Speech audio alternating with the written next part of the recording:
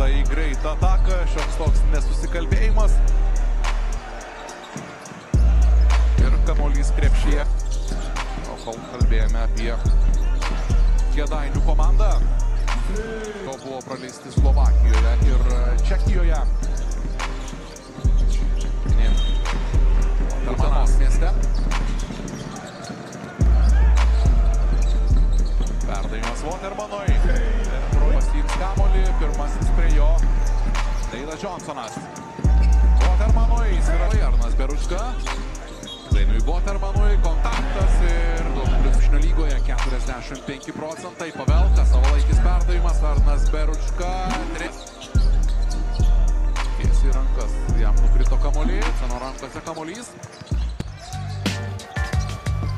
Zainas Watermanas. Artūras Liškus kalbėjo, kad tai ne tik